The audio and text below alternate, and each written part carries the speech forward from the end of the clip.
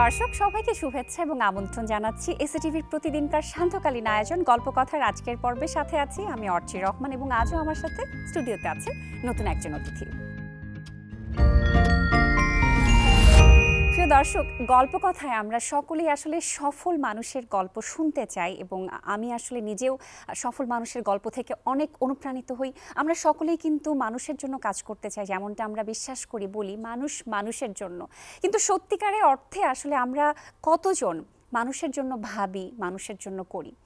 আজ আমাদের সাথে আমাদের স্টুডিওতে যিনি উপস্থিত আছেন তিনি মানুষের জন্য ভাবছেন, শুধু ভাবেননি, মানুষের জন্য সফলভাবে কাজ করে যাচ্ছেন। প্রান্তিক জনগোষ্ঠী থেকে শুরু করে তার কাজের বিস্তৃত জায়গা, বিস্তর জায়গা, অনেকখানি গল্পে গল্পে আজকে সব কিছুই শুনতে চাইব। আমাদের সাথে আছেন হিট বাংলাদেশের নির্বাহী পরিচালক আনোয়ার হোসেন। কথা বলবো তার সাথে। স্যার, কেমন আছেন? ইনশাআল্লাহ ভালো আছি এবং আপনাকে সামনে পেয়েও খুব ভালো লাগছে। সবসময় অনুপ্রাণিত হতে চাই এবং শুধু আসলে টেলিভিশনে কথাগুলো আমরা বলি না, কারণ যতটুকু যার যার জায়গা থেকে আমরা পারি সবসময়ই করতে চাই। এবং দেশের পরিবর্তিত একটা সময়ে আমরা আছি, নতুনভাবে স্বপ্ন দেখছি, সেই সব কিছুর গল্পে আসবো। তবে তার আগে সব কিছুর শুরুটা থাকে না যে আমরা আসলে ছোটোবেলা থেকেই তো সব কিছু শুরু হয়, স্বপ্নের শুরু, জীবনেরও শুরু হয়, বাস্তবতারও শুরু হয়। আপনার ছেলেবেলা কেটেছে বরগুনাতে, স্কুল কলেজ আপনি সেখানেই ছিলেন। আপনার ছোটবেলাটা আসলে কেমন ছিল? বরগুনাতে সেই সময়টা আপনি কি দেখেছেন? আপনাকে ধন্যবাদ এই অপূর্ব সুযোগের জন্য। আর আপনি যদি আমাকে আমার ছোটবেলার কথা বলতে বলেন, এখনকার সময় মনে হচ্ছে সেটি একটি স্বপ্ন ছিল। আচ্ছা। আর ভৌগোলিক দিক থেকে যদি আপনি দেখেন বরগুনা জেলার ম্যাপ, ঢাকা বসে আপনি ভাববেন যে ওটা তো বঙ্গোপসাগরের ভিতরে, এমন একটি জায়গায় আমরা ছিলাম। আচ্ছা। আমার স্কুল শুরু হয়েছিল, আমার গ্রামেই একটি স্কুল আছে, কদমতলা প্রাইমারি স্কুল, এবং পাশেই ছিল হাই স্কুল কদমতলা উচ্চ বিদ্যালয়। ওখান থেকেই পড়াশোনা করেছি। সেই পড়াশোনা করতে করতে আমার একটি স্বপ্ন ছিল আমি উকিল হব। আচ্ছা। আমার বাবা আমাকে বলতেন আমার এখানে একটা তিলক আছে, এই কারণে এই তিলকটা দেখে বলতেন ও উকিল হবে, এবং একটা স্বপ্ন ছিল। আর এখন মনেও হচ্ছে যদি উকিল হতে পারতাম তাহলে হয়তো সাইন করতাম। আচ্ছা, সেটা কেন আপনার মনে হয়? আপনি তো এখনো সফলভাবেই কাজ করছেন। হ্যাঁ, নিশ্চয়ই। আর এই কারণে মনে হচ্ছে আজকাল উকিলদের দেখতেছি, ও তাদের দেখে মনে হচ্ছে যে হয়তো পারতাম পারফরমেন্সে তাদের সাথে। কারণ তাদের দেখে আমার মনে হয় যে তারা যেভাবে আজকাল আদালতে যুক্তি তর্ক উপস্থাপন করে, মনে হয় এটাও আমি পারতাম। আমার মনে হয় যারা সফল, আমার মনে হয় প্রত্যেকটা ক্ষেত্রেই তারা নিজেকে গুছিয়ে নিতে পারে, সফলভাবে চিন্তা করতে পারে। ছোটবেলায় আপনার স্বপ্ন ছিল, যেমন আপনি বলছিলেন যে উকিল হবেন, কিন্তু এখন যখন আপনি মানুষের জন্য এতটা বছর ধরে কাজ করছেন, হিট বাংলাদেশের সাথে আছেন, এবং এই বছরই 50 বছর পূর্তি করতে যাচ্ছে হিট বাংলাদেশ, বিশাল একটা ব্যাপার। এই যাত্রাটার গল্পটা যদি একটু ছোট্ট করে আপনার মুখে শুনতে চাই। হিট বাংলাদেশে হিট হচ্ছে হেলথ, এডুকেশন, ইকোনমিক ডেভেলপমেন্ট। দারিদ্র্য বিমোচনে এই প্রতিষ্ঠানটি একদম বাংলাদেশের জন্মলগ্ন থেকে কাজ করে আসছে। তৎকালীন সময় তৎকালীন রাষ্ট্রপ্রধানের আহ্বানে একদল বিদেশিরা এদেশে আসছিলেন যুদ্ধবিধ্বস্ত বাংলাদেশকে গড়ে তোলার জন্য। তারা প্রথমে 2টা উপজেলাকে বেছে নেয়। একটি হচ্ছে খুলনা দাকব, ডিজাস্টার ম্যানেজমেন্ট শুরু হয় এখান থেকে, আর হেলথের কাজ শুরু করেন কমলগঞ্জ থেকে, মৌলভীবাজার জেলার কমলগঞ্জ উপজেলা থেকে। এই 2টি জায়গা থেকে শুরু করে আজকে আমরা বলি যে বাংলাদেশের 32টা জেলায় আমাদের কাজ আছে। হেলথের কথা যদি আমি ভাবি, হেলথ আমাদের হসপিটাল আছে, এবং নর্মাল হসপিটাল আপনি এটা দেখবেন না। লেপ্রোসি পেশেন্টের নাম শুনেছেন কিনা জানি না, যেটাকে কুষ্ঠরোগ বলা হয়। আমাদের লেপ্রোসি হসপিটাল আছে, এবং বাংলাদেশ সরকার আমাদেরকে 179 একর জায়গা দিয়েছেন যেখানে বসে আমরা এই হেলথের কার্যক্রমগুলো করতে পারি। গ্রেটার সিলেট ডিভিশন আমরা কভার করছি এই হেলথের কাজে। এবং এই কুষ্ঠরোগ সম্পর্কে একটু বলি যে আমাদের দেশে একটি প্রচলিত ধারণা ছিল সামাজিকভাবে, কুষ্ঠ যার হয় তার মানে ও অভিশপ্ত, আল্লাহ থেকে অভিশাপ পেয়েছে, ওরে আর ঘরে রাখা যাবে না, ওকে সমাজে রাখা যাবে না, পরিবার থেকে তাকে বিচ্ছিন্ন করে দিলেও সরকার এর একটা দায়িত্ব ছিল তার নাগরিকদের সুরক্ষা দেওয়ার জন্য, এবং সরকার একটি প্রকল্প করেছিলেন যে প্রকল্পের মাধ্যমে এদেরকে পুনর্বাসন করা হয়। পাকিস্তান পিরিয়ডে এই প্রকল্পটা শেষভাবে সুন্দর করতে পারেনি। শেষে বাংলাদেশ আসার পরে আমাদের বাংলাদেশ সরকার হিডের কাছে হ্যান্ডওভার করে, এবং হিট সফলতার সাথে এই কাজটি করছে। আমি যদি এডুকেশনের কথা বলি, সেখানে আমাদের ব্যাপক সফলতা আছে। আমাদের ইংলিশ মিডিয়াম স্কুল আছে, বাংলা মিডিয়াম স্কুল আছে, প্রাইমারি স্কুল আছে, টেকনিক্যাল স্কুল আছে, পলিটেকনিক কলেজ আছে। ইংলিশ মিডিয়াম স্কুল গেল 9 বছরের 1 বছর মধ্যে হয়নি করোনার সময়। এছাড়া ধারাবাহিকভাবে এই 9 বছরের কোনো না কোনো ক্লাসে কোনো না কোনো স্টুডেন্ট ওয়ার্ল্ড হাইয়েস্ট নাম্বার পেয়েছে। সো এটা একটা, আমি বলবো এটা একটা সফলতা আমাদের। নিশ্চয়ই নিশ্চয়ই। হেলথে গভর্নমেন্টের সাথে আমরা এত ভালো কাজ করি, গভর্নমেন্টের সাথে থেকে আমরা বিভিন্ন সময় এই সফলতার জন্য চিঠি পেয়েছি এবং তারা আমাদেরকে উৎসাহিত করেছেন আরও কাজ করার জন্য। ইকোনমিক ডেভেলপমেন্টে আমাদের অনেকগুলো প্রোগ্রাম আছে। আমাদের ছাগলের খামার আছে, গরুর খামার আছে, মাছের খামার আছে এবং এগ্রিকালচার আছে, হ্যান্ডিক্রাফটস আছে এবং সবশেষে মাইক্রো ক্রেডিটও আছে। এবং আমাদের সামাজিক ব্যবস্থার উন্নয়নের জন্য, নারীর ক্ষমতায়নের জন্য এবং হতদরিদ্রকে দারিদ্র্যসীমার নিচ থেকে উপরে ওঠানোর জন্য এই প্রকল্পগুলো করে যাচ্ছে দীর্ঘ 50 বছর যাবত। এবং আমরা বলবো প্রত্যেকটা সেক্টরে আমরা সফলতা পেয়েছি। তো প্রকল্পগুলো নিয়ে যদি একটু জানতে চাই, যে হিট বাংলাদেশ আসলে নতুন কি কি প্রকল্প নিয়ে ভাবছে বা বর্তমানে কি কি প্রকল্প নিয়ে তারা কাজ করছে? একটি প্রকল্প আমি যখনই কোথাও সুযোগ পাই সেটা হচ্ছে CTRDW। আচ্ছা, এটা একটু বলে রাখি, সেটা হচ্ছে আমাদের দেশে অনেক মেয়েরা রেপ হয়, রেপ হওয়ার পর কনসেপ্ট করে। অনেক কাজের মেয়েরা ধর্ষিত হয়, যতক্ষণ পর্যন্ত তার কনসেপ্ট না করে ততক্ষণ পর্যন্ত তার চাকরিটা ঠিক থাকে, কনসেপ্ট করলেই চাকরিচ্যুত। গার্মেন্টস সেক্টরে প্রলোভন দেখায় যে বিয়ে করব, এ বলে একসঙ্গে থাকে, যখনই মেয়েটা কনসেপ্ট করে তখন ছেলেটা পালায়। আমাদের দেশে অবিবাহিত মেয়েরা যখন কনসেপ্ট করে তখন সমাজে আর কোথাও তার জায়গা নেই, ইভেন তার বাবা মার কাছেও জায়গা নেই, তখন একমাত্র তার পথ আছে আত্মহত্যা করা। হিট বাংলাদেশ আত্মহত্যার বিপক্ষে। হিট বাংলাদেশ মনে করে যে জীবন আমি দিতে পারি না সেই জীবন আমি নিতে পারি না। তাই এই ভিকটিমদের জন্য একটি প্রজেক্ট আছে, সেটা আমরা 9 মাসের একটি প্যাকেজ প্রোগ্রাম। আচ্ছা, 9 মাসে তার থাকা, খাওয়া, চিকিৎসা, তার গোপনীয়তা এবং তাকে একটা ট্রেনিংয়ের ব্যবস্থা করা যেন নিরাপদ ডেলিভারির পরে সে একটি কর্মসংস্থানে যুক্ত হতে পারে, যেন নিজের পায়ে নিজে দাঁড়াতে পারে। আর এই 9 মাস থাকতে থাকতে যে ভদ্রলোকের সাথে তার পরিচয় হয়েছিল, যে কারণে তার পেটে বেবি আসছে, তার সাথে যদি সুসম্পর্ক সৃষ্টি হয় তাই নিরাপদ ডেলিভারির পরে এই বেবিটা তারা নিয়ে যেতে পারে। আচ্ছা, আর যদি না হয় তাহলে বেবিটা আমাদের দিয়ে যাবে। আমরা যে সমস্ত পরিবারে বেবি নাই, আদালতের মাধ্যমে তাদেরকে বেবি দিয়ে থাকি। আমি মনে করি এটি একটি সফল প্রকল্প। সেকেন্ড, আপনারা জানেন যে করোনায় অনেকে ক্ষতিগ্রস্ত হয়েছে, অনেক ব্যবসায়ী ক্ষতিগ্রস্ত হয়েছে, অনেক যুবকদের মধ্যে তাদের হতাশা সৃষ্টি হয়েছে। PKSF এর মাধ্যমে আমরা একটি রেস প্রোগ্রাম শুরু করেছি যে 25 থেকে 35 বছর বয়সের যে যুবকরা আছে তারা যেন হতাশায় না পড়ে, তাদেরকে কোনো না কোনো কাজে উৎসাহিত করা এবং তাদের প্রশিক্ষণ দেওয়া। তাদেরকে আমরা প্রশিক্ষণ দিচ্ছি এবং তাদেরকে লোন দিচ্ছি এবং তারা যাতে এস্টাবলিশড হতে পারে সেই ব্যবস্থা করছি। চমৎকার। এবং প্রকল্পের আরো বেশ কিছু গল্পে আসবো, তবে ছোট্ট একটা বিরতির সময় হয়ে গেছে, বিরতিটা নিয়ে আসছি। প্রিয় দর্শক, গল্প কথায় নিচ্ছি ছোট্ট একটা বিরতি, ফিরছে এক্ষুনি, সাথেই থাকবেন।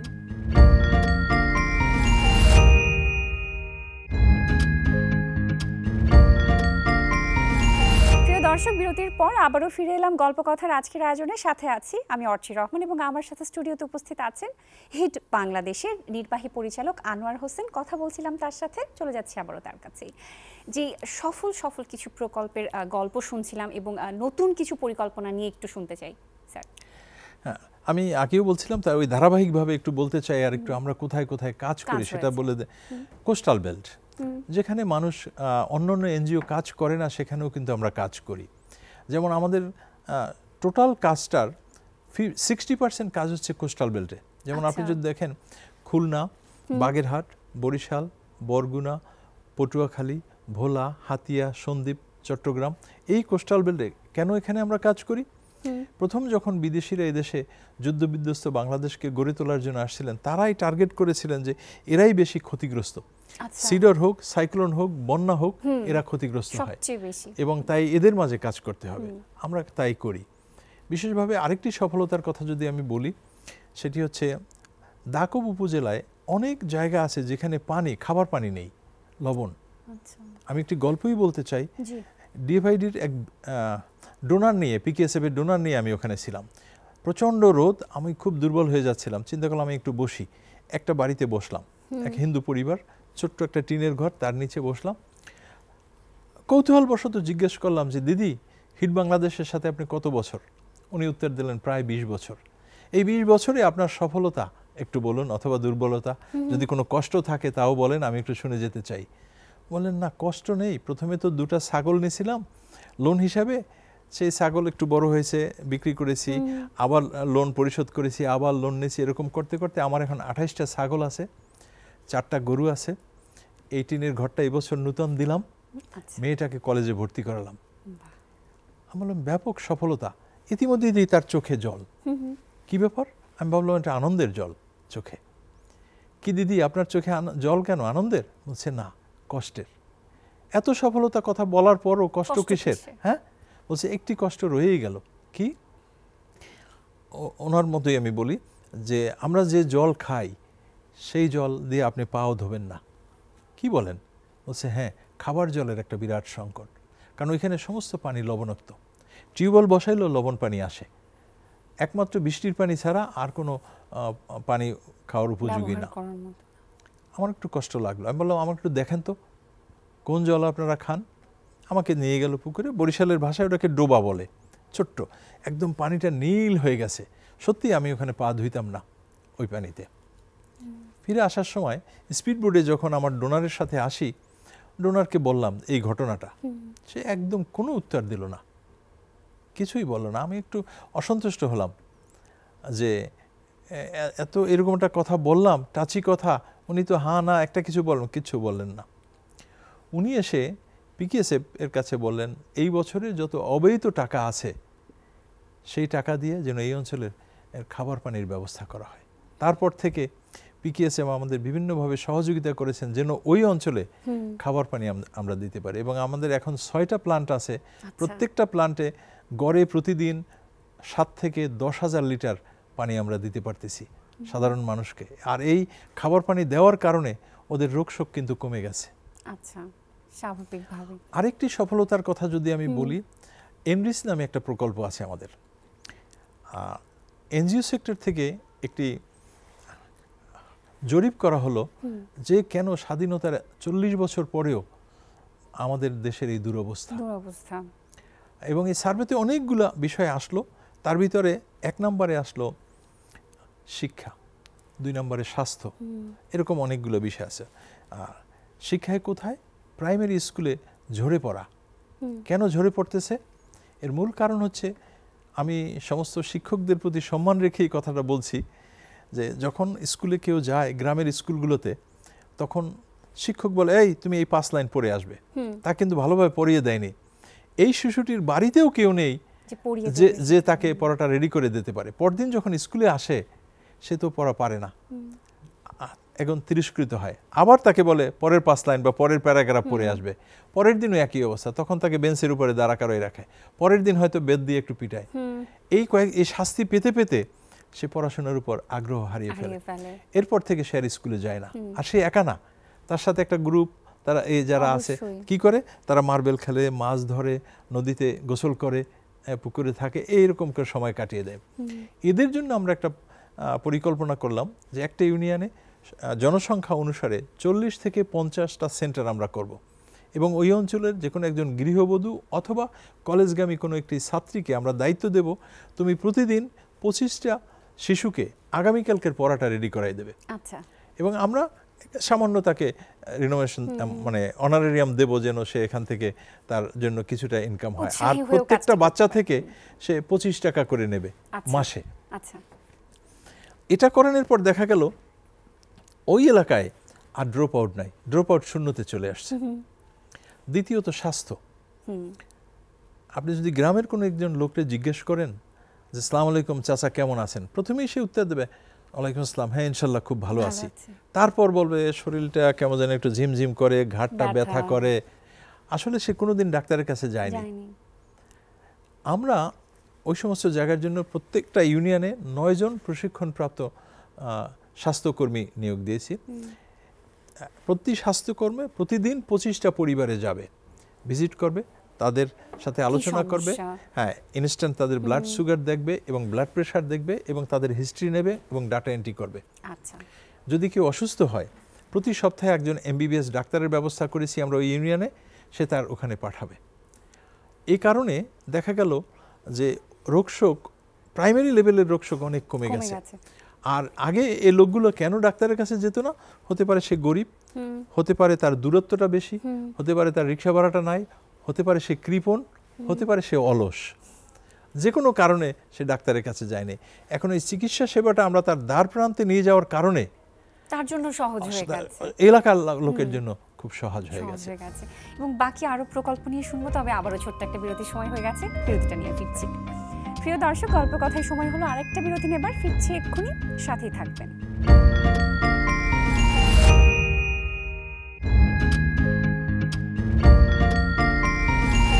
দর্শক, বিরতির পর আবারও ফিরে এলাম গল্প কথার আজকের আয়োজনে। সাথে আছি আমি অর্চি রহমান এবং আমার সাথে স্টুডিওতে উপস্থিত আছেন হিড বাংলাদেশের নির্বাহী পরিচালক আনোয়ার হোসেন। চলে যাচ্ছে আবারও তার কাছেই। অনেক অনেক সফলতার গল্প শুনছিলাম এবং আসলে এগুলো কিন্তু স্বপ্নের মতোই লাগে। যখন এই সফলতার বা বাস্তবায়নের গল্প শুনি তখন বিশ্বাস করতেও কষ্ট হয় যে এত কিছু ঘটছে কিন্তু অনেকেই জানছে না, এই বিষয়গুলো কিন্তু অনেকের সামনে আসছে না। এই যে হিট বাংলাদেশের এই বছর 50 বছর পূর্তি হতে যাচ্ছে, এই বিষয়গুলো নিয়ে আসলে প্রচারণা বা সাধারণ মানুষের কাছে পৌঁছানোর জন্য কি করা যায় বা কতটুকু জরুরি সেটা, যাতে তারাও আসলে উৎসাহী হতে পারে? হ্যাঁ, কিন্তু আমাদের দেশে দুইটি ধারা আছে। কোনো প্রতিষ্ঠান প্রচারমুখী, কোনো প্রতিষ্ঠান প্রচারমুখী নয়। হিট বাংলাদেশ আসলে অতটা প্রচারমুখী নয়। হিট বাংলাদেশ তার কর্মের মধ্য দিয়ে সে প্রচারিত হতে চায়। সেই কারণে এটা আমরা ফলাও করে অন্যদিক প্রচার করি না, আমাদের কর্মের মধ্য দিয়ে প্রচার করছি। এবং 50 বছর পূর্তি উপলক্ষে কি পরিকল্পনা বা এই বছরটা আসলে কিভাবে ভাবছেন আপনারা? 50 বছরের কথা যখন শুনি তখন একটা আলাদা একটা আনন্দের সৃষ্টি হয়। আমার সমস্ত কর্মী বাহিনী, প্রায় 2000-এর উপরে আমাদের কর্মী বাহিনী আছে, তারা খুব উৎফুল্ল, আনন্দিত, তারা খুব অপেক্ষায় আছে এই 50 বছর পূর্তি উদযাপন। আমরা একটা পরিকল্পনা এঁকেছিলাম, কিন্তু দুর্ভাগ্যবশত সরকার পরিবর্তনের সাথে সাথে আমাদের সমস্ত পরিকল্পনা শেষ হয়ে গেছে। এখন আমাদের নতুন করে ভাবতে হচ্ছে, চিন্তা করতে হচ্ছে, বিশেষভাবে গেস্টের ক্ষেত্রে। এটা জানেন যে অবশ্যই গেস্টদের নিয়ে আমরা এখন চিন্তা করতেছি, কারণ তৎকালীন আমল আর এই আমল তো এক আমল নয়। অন্যদিকে আমরা তো সবসময় সরকারের সাথে কাজ করি। এনজিও সেক্টর, বেসরকারি খাতে আমরা যারা আছি তাদেরকে মনে রাখতে হবে আমাদের নিজস্ব কোনো এজেন্ডা নাই, সরকারের এজেন্ডাই আমরা বাস্তবায়ন করতেছি। এই 50 বছর পূর্তি উপলক্ষে আমি কথা বলতে চাই যে আমাদের সফলতাগুলো আমরা মানুষের কাছে তুলে ধরবো এই বছর, কি কি সফল, এবং 50 বছরের ইতিহাস আমরা তুলে ধরবো একটি পট গানের মাধ্যমে। এটা পট গানে গানে গানে এবং পট গানের মাধ্যমে আমরা এটা মানুষের মাঝে তুলে ধরবো। তেমনটাই উচিত। আসলে দীর্ঘ এই যাত্রাটা আসলে সবার কাছে পৌঁছে যাওয়া উচিত। যতটুকুই প্রচার বিমুখ হোক না কেন, এই বিষয়গুলো আসলে মানুষের কাছে গেলে মানুষও অনুপ্রাণিত হয়, উৎসাহ পায়, যেন আপনাদের সাথে যোগ দিতে পারে বা ভালো ভালো কাজের মধ্য দিয়ে আসলে আপনাদের সাথে থাকতে পারে। এই যে দেশের এত বড় একটা পরিবর্তনের মধ্য দিয়ে আমরা যাচ্ছি, সেটা আমি প্রথমেই বলছিলাম, এবং সবসময় মনের মধ্যে কিন্তু এই ভাবনাটা কাজ করে। যদি আপনার কাছে জানতে চাই যে আসলে বৈষম্য বিরোধী ছাত্র জনতার আন্দোলনকে আপনি কিভাবে মূল্যায়ন করতে চান, যার মাধ্যমে আসলে এত বড় গণ অভ্যুত্থানের মধ্য দিয়ে আমরা আছি বা যাচ্ছি এখনো? এসএটিভির মাধ্যমে আমি আজকে আমাদের প্রতিষ্ঠানের পক্ষে শুভেচ্ছা, সমবেদনা সব জানাচ্ছি, কারণ এই ছাত্র আন্দোলনের মধ্য দিয়ে অনেকে নিহত হয়েছেন, আহত হয়েছেন এবং অনেকে পঙ্গুত্ব বরণ করেছেন। তাদের সকলের প্রতি সমবেদনা জানাচ্ছি আজকে এসএটিভির মাধ্যমে। আমি মনে করি এই আন্দোলনটা দরকার ছিল। কেন দরকার ছিল? দেখেন, আমাদের বিভিন্ন সেক্টরগুলো দুর্নীতিতে নিমজ্জিত হয়েছে। এই প্রত্যেকটা সেক্টরে অনেক ভালো মানুষ ছিলেন, কিন্তু তারা নীরব ছিলেন। আজকে এই সকালে আমার এক বন্ধু আমাকে বলতেছিলেন, বাংলাদেশ ব্যাংকের কোটি কোটি টাকা পাচার হয়েছে, ওখানে এত ভালো ভালো মানুষ ছিলেন, কেউ কিছু বললেন না, কেন একটা লোক প্রতিবাদ করলেন না? কিন্তু কেউ করেনি। বিভিন্ন সেক্টর এই দুর্নীতিতে ডুবে যাওয়ার কারণে আমি মনে করি যে এই আন্দোলনের মধ্য দিয়ে বাংলাদেশ আবার নতুনভাবে শহীদ হয়েছেন। এই বীর সৈনিকদের প্রতি আমরা সালাম জানাই এবং আমরা বিশ্বাস করি যে বৈষম্য বিরোধী আন্দোলনের কারণে একটি সরকারের পতন হয়ে নতুন ইন্টারিয়াম সরকার গঠিত হয়েছে, তারা এই দেশকে নতুন জায়গায় নিয়ে যাবেন। আমি যদি এটা বলি যে এই বছর নিউ ইয়র্কে আমরা জাতিসংঘ সদরে যা দেখলাম, ডক্টর ইউনূসকে নিয়ে, ডক্টর মোহাম্মদ ইউনূস স্যারকে নিয়ে, এবং তাকে কিভাবে সম্মানিত করা হয়েছে, বাংলাদেশ সম্মানিত হয়েছে। অবশ্যই আমরা তো সর্ব অবস্থায় এটা দেখতে চাই, আরও দেখতে চাই যেন এই যে বৈষম্য বিরোধী আন্দোলনের মাধ্যমে প্রত্যেকটা সেক্টরে যেন একটি পরিবর্তন আসে, দুর্নীতি এখান থেকে দূর হয় এবং সংস্কারের মধ্য দিয়ে নূতন বাংলাদেশ আমাদের মাঝে আসে। আমরা নূতন বাংলাদেশ দেখতে চাই। এবং তত্ত্বাবধায়ক সরকারের প্রধান উপদেষ্টা ডক্টর মোহাম্মদ ইউনূসকে আসলে আমরা কোনোভাবে মূল্যায়ন কি করতে পারছি বা মূল্যায়ন করতে পারবো, বা কতটুকু মূল্যায়ন করতে পারবো? আমি অত্যন্ত দুঃখের সাথে বলছি যে ডক্টর মোহাম্মদ ইউনূসকে বিশ্বব্যাপী মূল্যায়ন করেছে, কিন্তু দীর্ঘদিন বাংলাদেশের লোক হিসাবে আমরা করিনি। এটা আমাদের জন্য লজ্জার বিষয়। তিনি নোবেল পাওয়ার পরও তিনি কোনো রাষ্ট্রীয় অনুষ্ঠানে উপস্থিত হতে পারেননি বা নিমন্ত্রিত হননি, কিন্তু অন্য একটি রাষ্ট্রের নোবেলিস্টদেরকে আমরা নিমন্ত্রণ করে আমাদের রাষ্ট্রীয় অতিথি এনেছি। এটা আমাদের জন্য একটা লজ্জার বিষয় ছিল। এবং আমি মনে করি ডক্টর মোহাম্মদ ইউনূস তিনি বাংলাদেশকে অনেক দূর এগিয়ে নিয়ে যেতে পারবেন যদি আমরা ঐক্যবদ্ধভাবে তাকে সহযোগিতা করি। এখানে একটা এককভাবে তার কাছে এমন কোনো জাদুর কাঠি নেই যা দিয়ে সে নিয়ে যাবেন, কিন্তু যদি সাধারণ জনগণ এবং রাজনৈতিক দলগুলো তাকে সহযোগিতা করে তাহলে বাংলাদেশকে তিনি অনেক দূর নিয়ে যাবেন, এতে কোনো সন্দেহ নেই। এবং আমরা সকলেই আসলে দেশকে নিয়ে নতুনভাবে নতুন স্বপ্নে এগিয়ে যেতে চাই, সেই প্রত্যাশা কামনায় রাখছি। এবং আপনাকে অসংখ্য ধন্যবাদ আজ আমাদের গল্প কথায় আসবার জন্য। আপনাকেও ধন্যবাদ। আমি জানি না সুযোগ থাকলে অবশ্যই যদি দর্শকদের উদ্দেশ্যে কিছু বলার থাকে আপনার। হ্যাঁ, নিশ্চয়ই। আমি এসিটিভির মাধ্যমে সকলকে ধন্যবাদ জানাই আজকের এই সুযোগের জন্য। আমি শুধু একটি অনুরোধ করতে চাই দেশবাসীর কাছে যে আসুন আমরা এই দেশটাকে সাজাই। আর এই দেশটাকে সাজাতে হলে আমাদের প্রথম দুর্নীতির বিরুদ্ধে সকলের একত্র হয়ে দুর্নীতির বিরুদ্ধে ঘোষণা করতে হবে। দুর্নীতিমুক্ত বাংলাদেশ আমরা চাই। আর এই দুর্নীতিমুক্ত বাংলাদেশ যদি গড়তে পারি তাহলে বিশ্বের সকল দেশের কাছে আমাদের সম্মান বাড়বে। আজকে যে পাসপোর্টের কথা বলছেন, সেই পাসপোর্ট যে কোনো দেশ দেখলে সম্মান করবে যদি আমরা দুর্নীতিমুক্ত হতে পারি। তাই দুর্নীতিমুক্ত হওয়ার জন্য সকলের কাছে আমি আহ্বান জানিয়ে আজকের অনুষ্ঠানের শেষ করছি। Thank you. অসংখ্য ধন্যবাদ আপনাকেও। আপনি সুস্থ থাকবেন, ভালো থাকবেন। আপনাকেও ধন্যবাদ। ধন্যবাদ। প্রিয় দর্শক, আজকের মতো বিদায় নিচ্ছি গল্প কথার আয়োজন থেকে। আবারও দেখা হবে নতুন পর্বে, নতুন আয়োজনে, নতুন অতিথিকে সাথে নিয়ে। সে পর্যন্ত সবাই ভালো থাকবেন, সুস্থ থাকবেন, এসিটিভির পর্দায় চোখ রাখবেন।